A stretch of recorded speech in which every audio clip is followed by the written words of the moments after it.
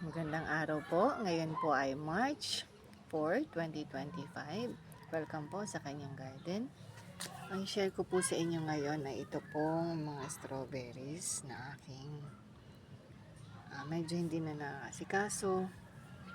Ito po, nag-start po ako nito ay 9 varieties. Pero ngayon po hindi ko alam kung ilan na lang po ito or kung ano-ano pa itong mga ito. So, ito po, sila na lang natira. Hindi ko na po masyadong naasikaso. Ngayon po, may nabuo kahit paano. Ito po. Ayan. Ayan. Ito po. Ito po ay native guava. Inilagay ko lang po dito pansamantala. Pinatubo ko lang siya dyan. Ito po, strawberries. Ang dami po niyang runners, kaya lang hindi ko rin nga po naasikaso. Ayan. Ito po, ito po yung mga runners dito. Dito na po siya sa sa semento. Ayan. Ito po, tingnan nyo. Ito po, tingnan natin. So, ayan. Meron din dito na buo. Ayan. Merong tumubo na pomegranate.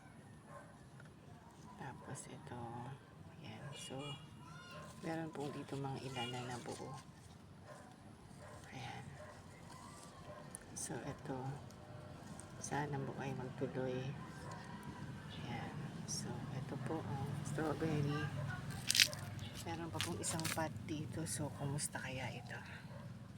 Ay, ito meron din po pala. So, yan. Ayan.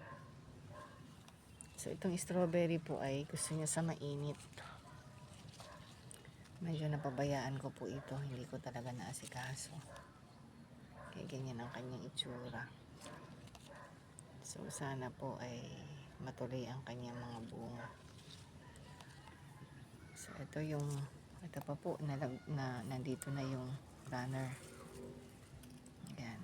Wala po. Sana nakapag-prepare ako ng pot. So, meron pa rin po ditong runner ulit.